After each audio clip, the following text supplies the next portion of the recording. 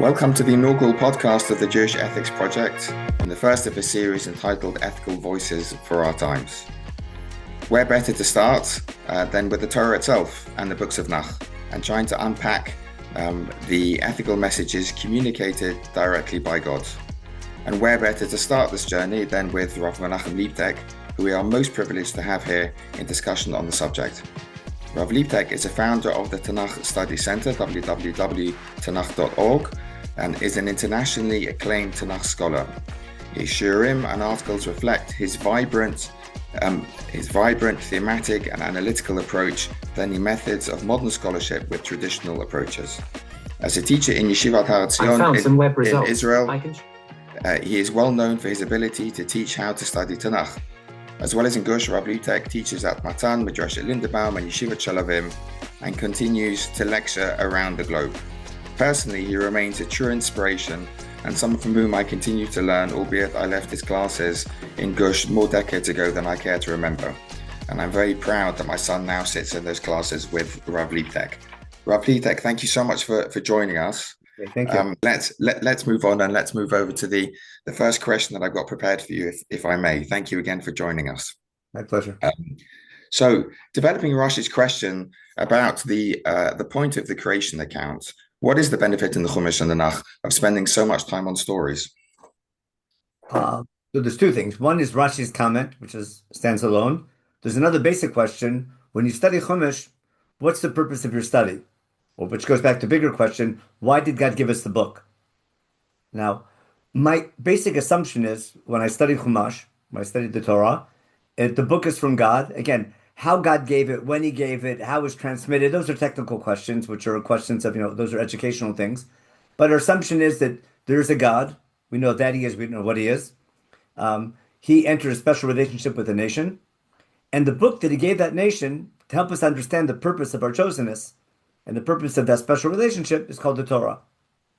Now, in order to give over a message, you need to start somewhere. And Chumash basically begins with the presentation of who this God is. Now, in the book called Sefer Bereshit, in my opinion, the main purpose of the book, God's giving us a book to understand not only that we're chosen, but the purpose of our chosenness. But to understand, before we talk about what that God is who we're representing, and who's that God that chose us, we need to know who that God is. And the first topic is the God who created everything. There's one God who created everything. Now, the goal of the book is not to prove the existence of God. That's an assumption made. But it definitely counters different understandings of God that existed. But any ancient religion, any ancient understanding of creation always begins with what's called a cosmology or etiology, where we have a story about how things come about. Every mythology starts that way. There's all these famous stories. I'm not going to go into them in Near Eastern culture. And why should Chumash be any different? I don't need a book to explain how God did it. I need to explain a book about our chosenness. And Chumash uses, an approach which was popular in the time when the Torah was given. Back in the time when, it was my assumption is the Torah was given to us in the time of the Exodus, as we stand at Har Sinai to receive the Torah. And God needs to give us a book to understand where we're coming from, where we're going to, why there's 12 tribes, who this God is, why we went down to Egypt, why we came out of Egypt, etc. So when I read the book of Chumash, I'm not finding out what God did and how it happened, but rather why I'm chosen. And therefore, the first 11 chapters that talk about pretty much a universal approach about the existence of God, God making what we call nature, God entering a special relationship with man, being upset with his behavior, reward and punishment, and God starting over again with the flood story, and then being upset with the story of the Tower of Babel, and then 70 nations spreading around.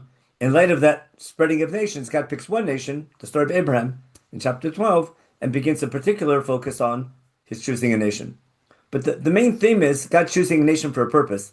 We're not reading the book to find out that we're chosen. We need to understand why we're chosen. And now, in light of that, Rashi makes a comment on the very first verse. If this is a book, assuming this is a book about how to behave as a Jew, or what we call like Shulchan Aruch, if it's a law book, start with the first law. And therefore, Rashi basically assumption is it's not just a law book; it's a book to also understand the purpose of our chosenness. And Rashi makes a very interesting comment saying we need to know the land doesn't belong to us; the land belongs to God, and God gives it to who's ever worthy.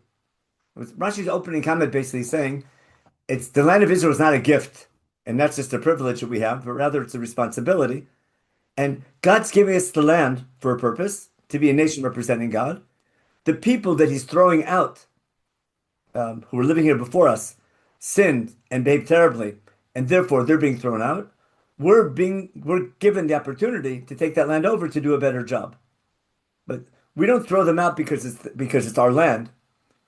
God's giving us the right to throw them out in a one-time decision because of their bad behavior, and He's giving us the opportunity to take over the land on the condition that we act properly. But if we act the way they did, the Torah tells us, we'll be thrown out as well. So I think Rashi wants to highlight that the purpose of the book isn't to tell us the land of Israel belongs to us, the land of Israel belongs to God, and we have a responsibility to the land. Yeah. Okay, thank you. And I think, thinking about from when I learned about that Rashi for the first time in Cheder, I think that or in school, the idea was that Rashi's telling us that this is our land and we can tell all, everybody else that this is our land and, everyone else can back off. But actually looking at what Rashi's saying, what you're saying is that that's not the case, but he's saying it's God's land and we have a responsibility to act in a particular way within he's throwing them out because of their bad behavior, giving it us, but giving to us as a responsibility, as a challenge. And the verses that he quotes are from the book of Jeremiah, where God takes the land from us and gives it to the Babylonians. There's the verse that Jeremiah is quoting. Now, he's quoting a Midrash. The Midrash is assuming that the reader of the Midrash knows their Chumash. So when the Midrash quotes a verse that God created everything and give it L'asher Yashar Beinav, to who's ever fitting in his eyes, that's exactly the verse in chapter 27 in Jeremiah, where God's telling the people through Jeremiah, I'm giving the land out to the Babylonians because you've misbehaved, and that's why you're losing the land. Ultimately, I'll bring you back if you become worthy again. But the verse that Rashi quotes is specifically a verse where God takes it away from us and gives it to our enemies because of our bad behavior, together with a prophet later will say, one day I'll bring you back if you're worthy. Right. So before we fast forward too far to the actual moving into the land of Israel, then still on some of the foundational stories, Avram is our founder father. He famously challenges God regarding Avram's perceived lack of justice, what Avram sees in God's plan for the destruction of Sodom. Avram seems to be applying his idea of universal ethic to God. How do you understand this exchange, and why does Sodom seem to play such an important part, both obviously in the Avram story, but Sodom comes up again and again, allusions to it throughout Tenach. Almost from the very beginning, Sodom is central to the stories of Abraham. Okay. Now, unfortunately, we associate Sodom with sodomy for a logical reason, but when you read the story carefully, that's not the problem. Later prophets complained, remember, like Isaiah and Jeremiah and Yechezkel, especially Yechezkel, when the Jewish people are being punished by an outside enemy, and God has to explain to the people why he's allowing our enemies to destroy us, then he says, you're so bad, you're acting like Sodom. You're going to get a punishment like Sodom, and because your behavior is like Sodom. The first chapter in Isaiah, which the rabbis chose to read before Tisha B'Av, when we mourn the temple, we're not mourning what happened, but why it happened. So we remember what caused the temple to be destroyed and what we need to do to be worthy of having one back. But whenever Sodom is mentioned, it's always in the context of justice and righteousness. Probably the best verse in if I can share my screen. It's please. I have it right there. You have to allow me to share screen and give me permission there. You know how to do that? I think I managed. Oh, there we go. Okay, now I can share my screen, and I'll open up a. Let's see. Let's open up a little. I guess I have to open up this screen, and I'll open up a Tenach. Let's find a nice one. I'll do an English Hebrew one. That'll be easier. Everybody, here's Jeremiah. Here we go. Oh, by the way, Jeremiah 27. As long as I have Jeremiah open, let's go right to 27.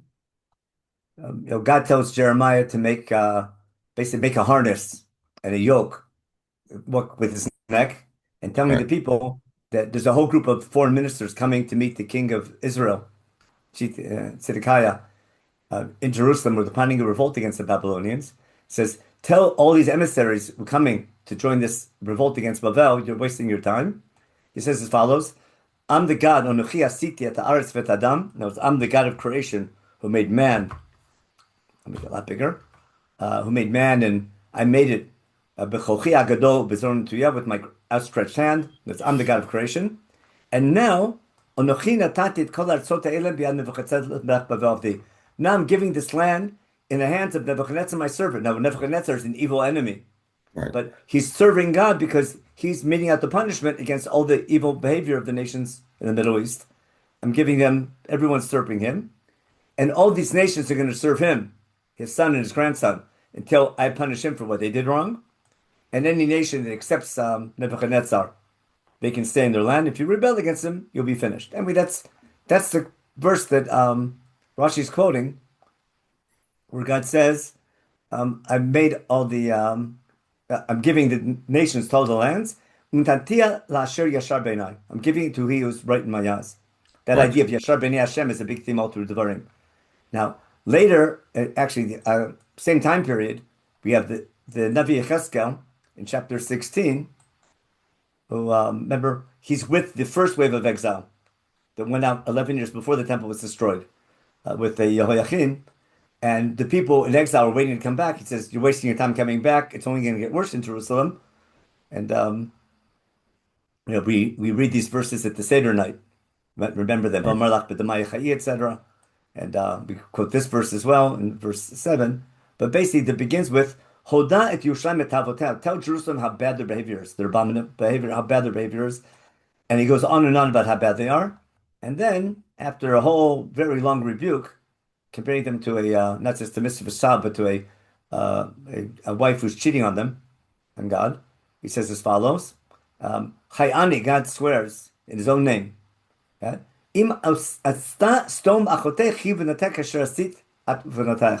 Stone was not as bad as you. Your behavior in Jerusalem, the society that you have, the society that you built, your behavior in your community, in your nation, is worse than the behavior of Sodom and Amorah. And in case you didn't know what was their sin, this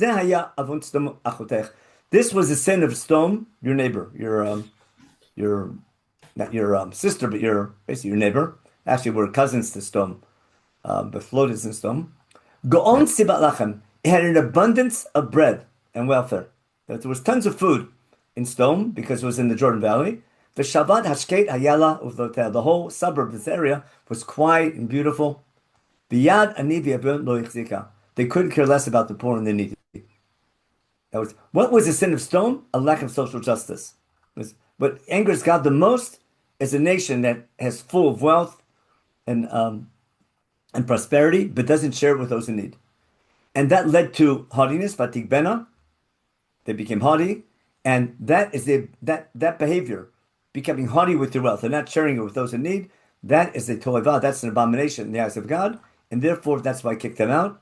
And therefore, that's why I'm throwing you out. And that's the basically that's the theme all through Isaiah. Real quick in chapter 1, it's the same. Go back to the beginning there. If I open up, this is very famous because we read this again the Shabbat before Tisha B'av. He tells the people in Isaiah chapter 1, your land's being destroyed by the Assyrians, and why? It's worse than the destruction of Sodom. He says. The only Jerusalem was left over, remained to the last minute. We were like, if God didn't have a last grip of mercy, we were like Sodom and Amorah. And then listen up, all you people, you officers of Sodom. Listen up to my rebuke or my instructions, you people of Amorah. Who cares about all your sacrifices? I don't need them. I like to say, God says, don't give me that bull. And when you come to visit me, you're trespassing. Quit bringing me these sacrifices. They're meaningless. I hate your Rosh Chodesh parties. I hate your Shabbatot, your Moadim, again, your Rosh Chodesh and your Moadim, your holidays. I hate them.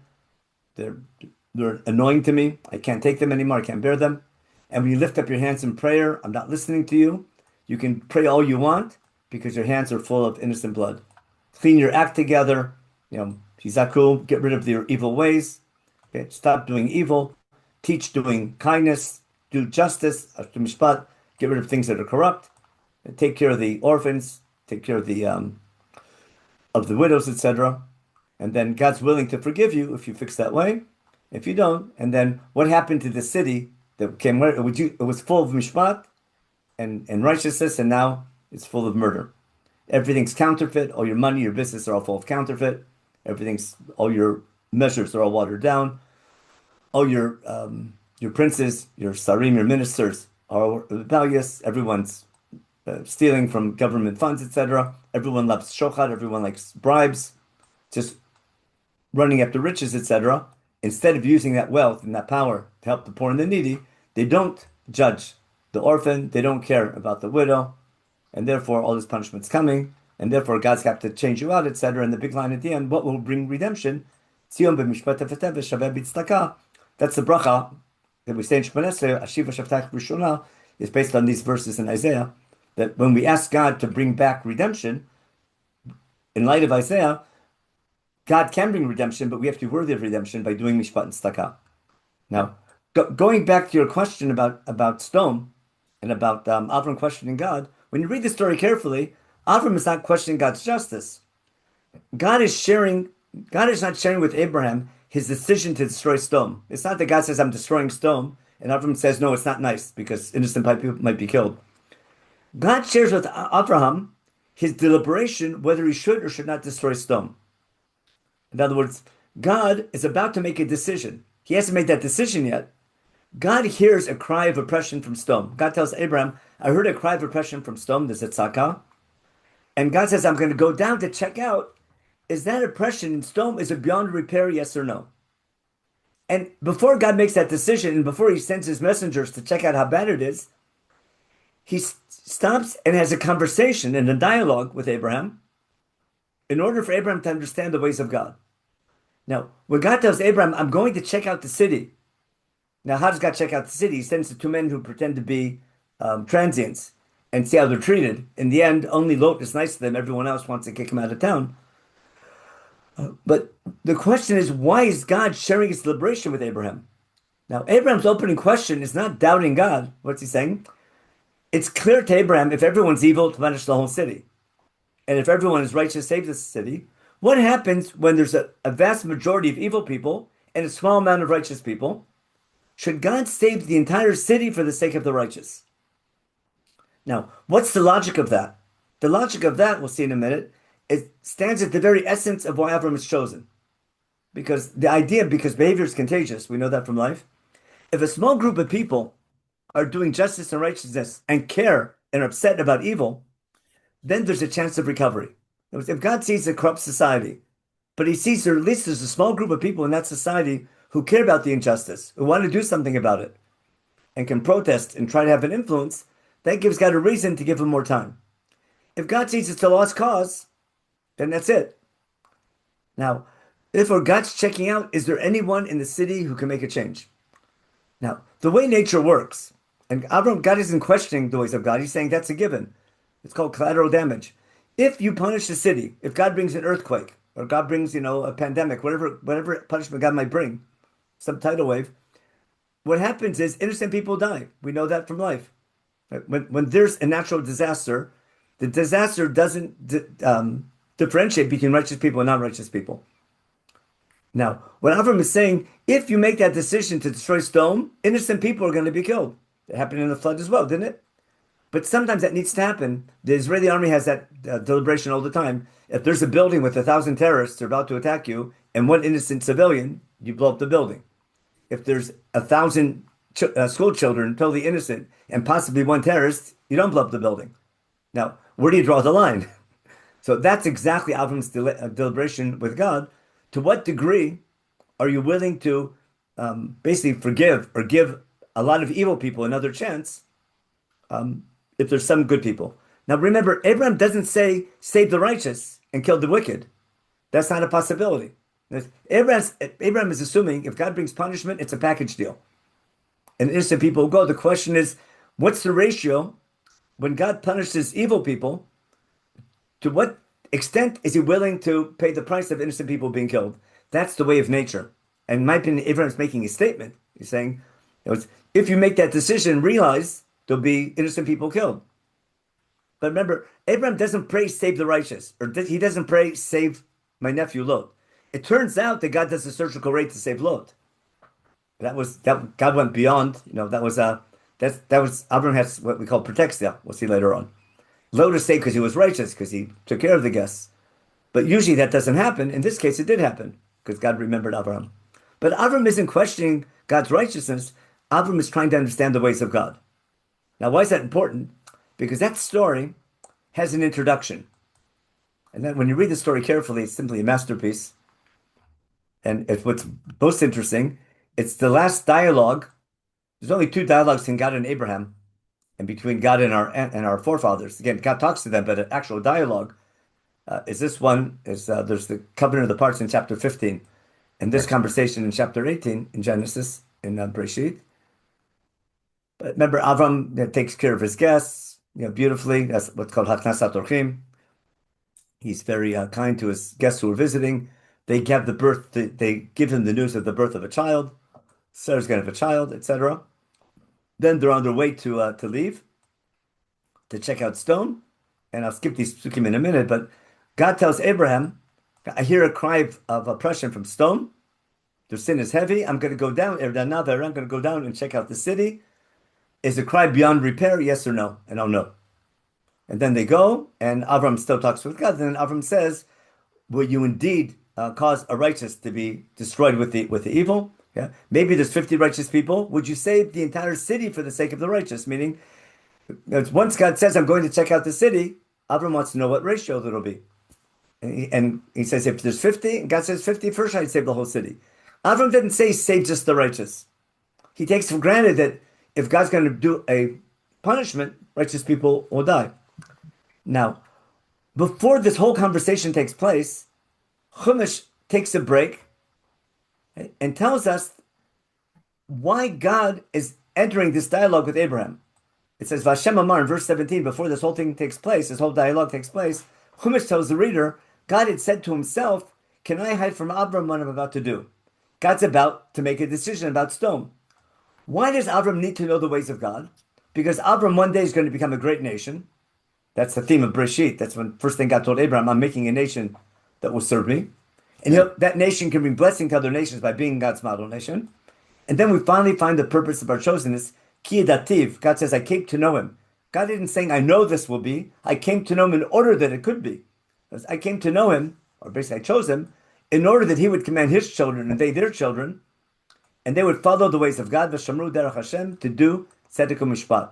Isaiah clearly understood this. That's exactly Isaiah chapter 1.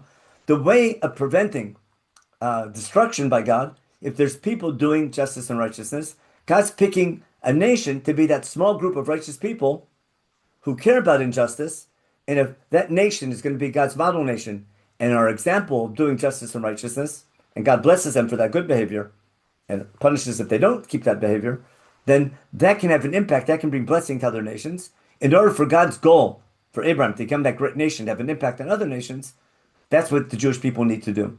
And therefore, this is the key verse in the book of Genesis, probably one of the most important verses in the entire Torah, where it finally explains not only that we're chosen, but the purpose of our chosenness, and it's our duty. It's not what will be, it's what can be. It's our destiny to follow the ways of God by building a nation doing justice and righteousness. Now, how to apply that? Now, what defines justice and righteousness? You can argue maturely. That's fine. But that's a key. That's why stone is so important. Now, from a moral point of view, it might not sound fair. Why do innocent people die when God punishes everybody? First, that's the way things are. That's nature. That's a bigger question. That's not about Judaism. That's about the ways of God. But listen to the logic behind it. If I know it's not enough for me to be good, but we have to be good. If I know that my fate, my personal fate, is a function of the society that I'm living in, and it's not enough for me to be a good person, I have to be living in a just society, then I need to be involved in that society to do my best to make sure they're doing good, which will encourage leadership, action, involvement. So the very knowledge that there is collateral damage, the very knowledge is that when God does bring punishment on society, it's a package deal, that can motivate people to be good, because you can be the most righteous person, but if everyone around you is evil, you can be punished with the group, and vice versa. So those are, I think, key things that are really important when you study Chumash. So taking it a step further, you mentioned already the covenant between the pieces. So as you've now shown, that Hashem chooses Avram, why he chooses Avram, what the expectations are of Avram. And then later in the book, in the Bris Bein HaBesorim, the covenant between the pieces, Hashem tells Avram that his descendants are destined to suffer in another's land, but they will be redeemed. And that seems to relate to our slavery later on in Egypt. But how is that ethical, and how is that helpful at the beginning of a nation? There's two things. One is, there's one question about the ways of God. When we study Chumash, we're not studying and sitting back and judging God. We're sitting back and asking what we can learn from the book, what it tells us about us. Now, when we enter a covenant in Mount Sinai and receive this guidebook to be God's people, one of the key themes at Sinai are how we treat less fortunate people. And all through all the law codes, I'll just do a quick, there are three main law codes in the Bible after we get the Ten Commandments. First of all, I'm the God who took you out of Egypt, mi beit avadim, from a house of slavery. It's sort of your training ground. And right afterwards, we have 3 chapters of laws in the book, in Parshat Mishpatim, in chapters 21 to 23. But notice, after we have laws of day-to-day behavior in judicial systems, etc., towards the end of the unit, we have all these laws about society, midvar sheker terchak, stay away from lying, etc., not to take bribes, etc., not to do injustice, etc., helping returning lost items and things like that. And then it says as follows: the ger lo telchatz, this is the grand finale, don't oppress a stranger. Vatem, you, my nation, I just redeemed from Egypt. Yidatem et nefesh hager, you know what it feels like to be a stranger because you were strangers in Egypt. Now, this thing repeats itself over and over again, probably about 20 times in Chumash, where there's a law about just and kind behavior, always followed by a motivator. Remember, you were a slave in Egypt. Probably the best examples. It's more replete in the book of Deuteronomy. I'll just bring a couple quick examples. In chapter 24, what's it say? Let's say you're gathering you have a chance to rip somebody off in business. So don't pervert justice of an orphan or widow because it's very easy. And don't take a pledge from a widow because she might need that clothing and she won't be able to give the pledge and she'll have trouble paying back her loan. Therefore, be kind to less fortunate people. Remember, you were a slave in Egypt. God took you out of Egypt, and that's why I'm commanding you to do this. That's in the role of business. In your harvest, when you're harvesting your field, when you're harvesting your grain, right? Leave over a bundle for the poor. Pretend to forget it and leave it over, so God should bless you. The same thing when you're doing your olive harvest. When you're doing your olive harvest, be kind to less fortunate people. Definitely don't be mean to them. And then leave over the leftovers for the stranger, the orphan, the widow. Same thing when you're gathering your grapes, etc. Followed by V'zacharta ki evarita be'eretz Mitzrayim. Remember, you were a slave in Egypt, and that's why God's commanding you. In other words, God is redeeming our suffering in Egypt. And I call it post-traumatic growth. We went through this collective oppression, the collective affliction in Egypt. We need to remember not only what happened, but why it happened, because that memory shapes our behavior. It's called a transformative memory. In fact, if you look at the Ten Commandments in the version in Sefer Devarim in chapter 5, when it says to keep the Sabbath day, in chapter 5 in Devarim, it's work 6 days a week, 7th day is a day of rest, etc. And who needs rest? You can't do work. You and your servant and your maidservant and all your animals. Why? You need to take a day of rest, so your workers have a day of rest. Followed by remember, you were a slave in Egypt, and that's why God took you out of Egypt, to build a nation that's kind and just to the less fortunate people, especially the orphan, the widow, and the stranger. Just one other example, another famous one in chapter 10, when God asks, what does God want from you? God says, "No, sir, what does God want from you? To fear him, to walk in his ways." We had that before, to walk in the ways of God, doing justice and righteousness, to love God and to serve God. It goes on and on. Hashem, your God. He's the God of all gods. This is from Chosenness. God doesn't take bribes. He's the most powerful. He doesn't play favorites, etc. God does mishpat of the orphan and the widow. And God loves the stranger, giving him clothing. followed by v'ahavta together. You have to love the stranger because you were strangers in Egypt. In other words, God made you suffer in Egypt. You were migrants in someone else's land. You know what it feels like to be treated as a migrant. You know what it feels like to be taken advantage of because you're a stranger. Take that suffering and redeem that experience and use that memory to shape your behavior. And therefore, the memory of the Exodus is so critical, not just once a year on Passover, but every day of your life. When we pledge allegiance every day to God, when we say the Shema, we need to remember we're chosen by God to serve Him, and we should love our job, but there's also reward and punishment. The last thing we do, we remember the Exodus. Why? Not out of gratitude, but out of destiny. The need to remember the Exodus every day when you pledge allegiance to God, remember every morning and every evening, that's a memory that shapes your behavior. It's not a memory that's an expression of gratitude. Oh, thank you, God, you saved me. Now I dedicate my life to you. No, it's remembering how I was mistreated, and that memory has to shape how you behave. Don't you dare do that to anybody else. And therefore, all through Chumash, it's replete. That theme of the way we represent God is by the society that we build and how we go out of our way to have justice and righteousness. And you see that coming from every single direction, and that's when you study the Bible thematically. Now, on top of that, you need lots of mitzvot to remember that you're chosen. You have to keep Shabbat. You have to build a relationship with God. There's a whole road of halakha, and it's not just being a good person. That won't last that's not going to last a couple thousand years. But part of our history and what God is telling us, God wants a nation to serve Him. Most nations begin with a common need, with common geographical borders. Like you're from England, right? Right. So people living on the same island, work together, make a country. They make written bread. When they fight over religion, so they might turn off, Ireland might break off or something like that. They might get along with Scotland. I'm not gonna tell you British history, but people with common borders, common needs, work together, and that's how. And people living in that area become a nation. The Jewish people are an anomaly in that. Rather, we begin in someone else's land. What makes us a nation is our oppression by the Egyptians. God wants us to become a nation, but we don't begin with our land. Someone else is in that land, the Canaanites. God throws them out for their bad behavior, and we need to know that because we need to know if we act that way, that'll happen to us. God says that over and over again. And we become a nation because we're oppressed by a tyrant nation, by Egypt, who takes advantage of migrants. God is going to punish our oppressor and redeem us.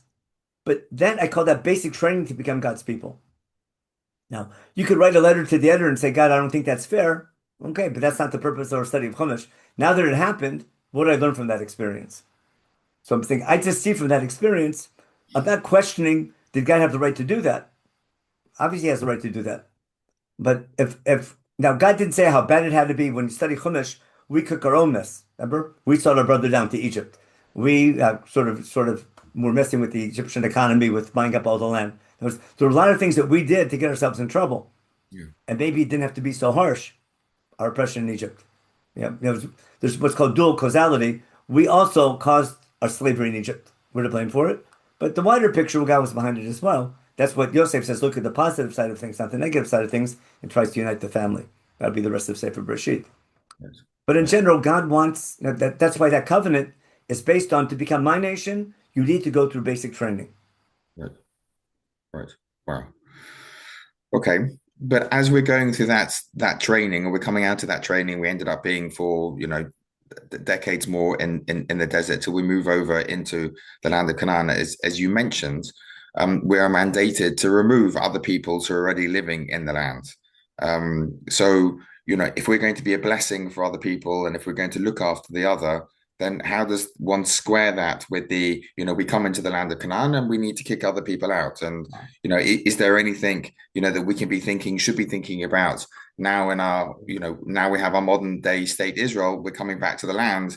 We're also finding that there are other people in the land as well as us. How do we deal with that? So the book we read this actually Yom Kippur and Mincha, chapter 18 in the book of Leviticus. God says, tell the people right after the Yom Kippur commandment, but I'm bringing you to Israel. Don't act like the Egyptians, right? Don't act like the Egyptians, and don't act like the people of Canaan. Okay? Don't follow their customs. Instead, follow my laws at Mishpatai Tasu, and keep my commands and my instructions and my ways. And Ushmartem et Chukotai, keep my laws and my instructions, which I'm giving you to live. And then it gives examples of how not to behave. All of what's called the arayot, all the different incest and all the forbidden relationships. Then we're told this was the behavior, this corrupt behavior. Yeah, don't defile yourself with this type of behavior. That's what all these nations that I'm sending out in front of you, that's what they were doing. They defiled the land. I punished them for their sin. Okay. And the land is kicking out, is vomiting up its inhabitants who are evil. Okay.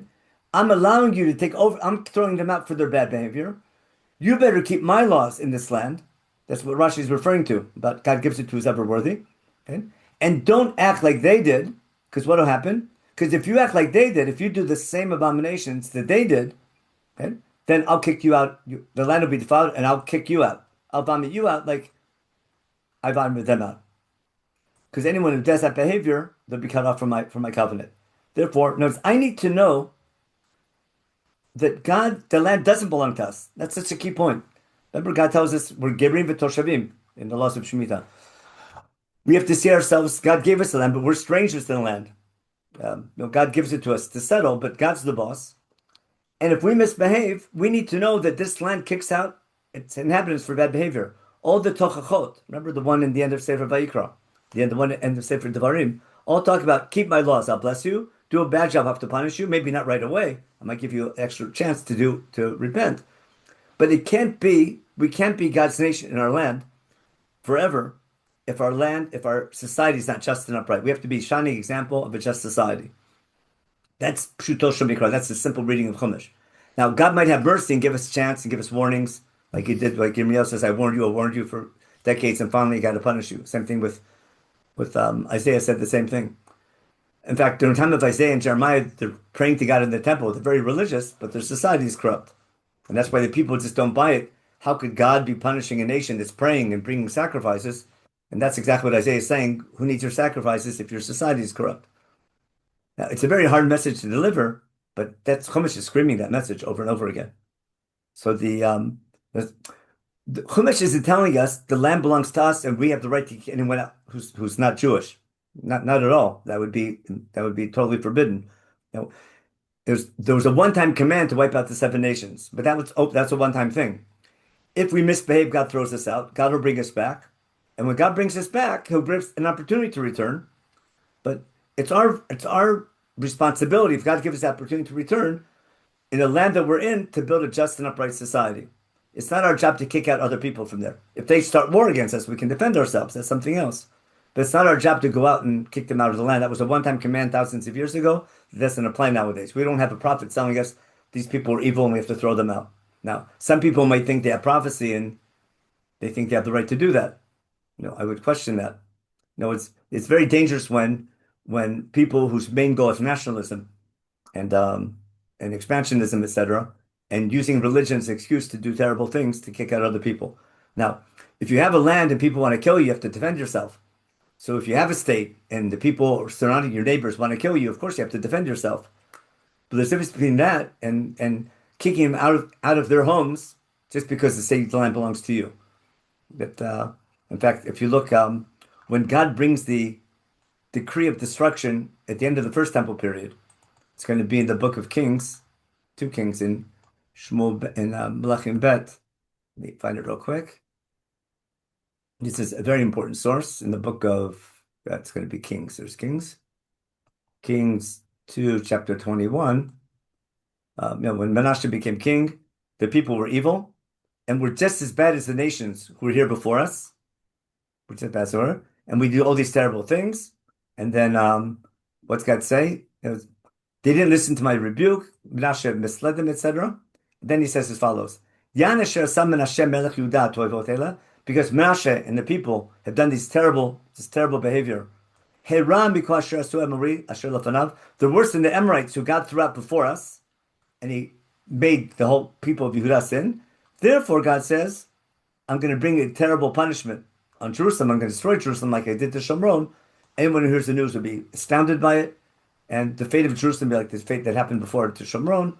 And I'm going to abandon the remnant of my inheritance, and I'm going to throw you into exile because of all this evil you've done in your corrupt society. So over and over, God's saying, if you act like they did, I'll throw you out. Now, how to find that balance between building a nation that's just and upright in a land that we do have, and how to deal with enemy who wants to kill you, that is a rough question. And the question is the way we protect ourselves from our enemies is by kicking them out, throwing them out, and banishing them from the land, or the other way of looking at it is God is sending them to punish us as a wake-up call because we're not doing a good job doing justice and righteousness. So that's a call that we don't have a prophet nowadays to know for sure, but something you definitely have to consider. There's definitely a need to consider how much is our peace and security a function of our deeds, and how much we have to be a just and upright nation to be worthy of God's of God watching over us. Now, it's not a linear equation that the second something goes wrong, it's because of our bad behavior. Something goes right because we're righteous. It gets complicated because God has attributes of mercy. He might not punish us right away all the time. So it's not that simple. But the need to be a nation that sanctifies God in the eyes of other nations, you can't miss that theme from cover to cover of Chumash. Again, how to achieve it, you can argue maturely about it, but it's definitely something to consider. Right. So our rights to be in the land, as you've been saying all the way along, are contingent on our ethical behavior. There had been a one-time command to get other people out of the land, but that's no longer relevant. That was a prophetic command. Others who and therefore others who live in the land may well have the right to live in the land, and I guess we need to treat them unless they want to kill us. That's something else. No. Right. And then your point there about the our responsibility to be sorry, I don't remember whether you actually used it this time, but the light unto the nations, but to be out there for other people is integral to who we are, and it's therefore that is that something which one saw, for example, when Shlomo was building the Beis Hamikdash, the temple, that part of the prayer, I think that he then prayed at that inauguration was this is also going to be a temple for everyone to come to, and it's going to be a society, ideally, that everybody will be able to reflect God, to be able to see God in it, not just for the Jewish people, but for the whole world. And the temple is open for other people to come, but you come visit when people look up to us. Yeah. So only during the time of King David, we're fighting wars, we're fighting each other, we're fighting other nations. You can't build a temple and make a name for God when people hate you. God tells David, your son, you'll have a son, his name will be Shlomo, who will be man of peace. If he establishes peace and quiet and righteousness in this time period, I'll show you something really amazing. King David leaves an ethical will for his son Shlomo. It's Tehillim chapter 72, the end of book 2. I'll flip it up on my little Bible here. It's that's Psalm 72, the last Psalm in book 2, where we are here. It's a psalm for Shlomo. And listen what David is hoping his son Shlomo will be. David fought lots of wars that had to be fought to protect the people, establishes a kingdom. He wants to make sure his son is a man of peace, not a man of war. And then he says, God, give mishpat, give to the king and tzedek. See the thing? Yadin amcha b'tzedek b'anecha b'mishpat. You see, he read the stone story the way we did. I want you to be a king doing justice and righteousness. There should be peace among the people. You should judge the poor people, take care of the destitute, etc. Get rid of the oppressor. Okay, you should shine with the sun and the moon, etc. Righteousness should spread out during the days, let it flourish, etc. Other nations should look up to you. Listen carefully. The kings of Tarshish and from the different islands and stuff should bring you presents. The queen of Sheba, of Ethiopia, and Sheba, and Sva, let them bring you fine gifts, etc. Listen carefully. Let other nations and kings bow down to him in respect. Other nations to serve him. Why? Israel should be known as a nation that gains respect because how they treat the poor and the needy and those who are destitute and those in help. What they do with their, you need to be a prosperous society. What do you do with your prosperity? Yeah? You have pity on the poor. And again, you take care of the people who are in need, and you make sure that there's no oppression, there's no violence, etc. in your land, and you care about human life. And then you'll be, then you'll be a nation that can sanctify God because people look up to you. Now, again, don't get me wrong. If people want to kill you, you have to defend yourself. You don't sit back and take the bullets. But if you don't want it to happen again, you can't miss the theme that there's a value in other nations looking up to us. It's good we're held to a higher standard because we should be held to a higher standard because we're God's people. And a real man of emunah believes that if we act just in righteousness and we go out of our way to be kind to less fortunate people, that should bring a blessing from God. That's the main message of the Bible. Now, how to do it at a practical level? Someone's bombing you. What do you call it? Bombs are coming down from Iran and from Lebanon, etc. I don't stop the bombs by giving charity to the poor person. Do you follow? It can't work that way.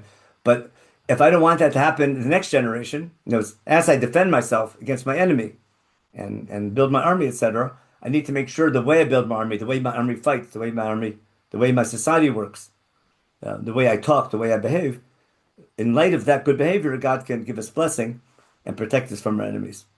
Right. Wow.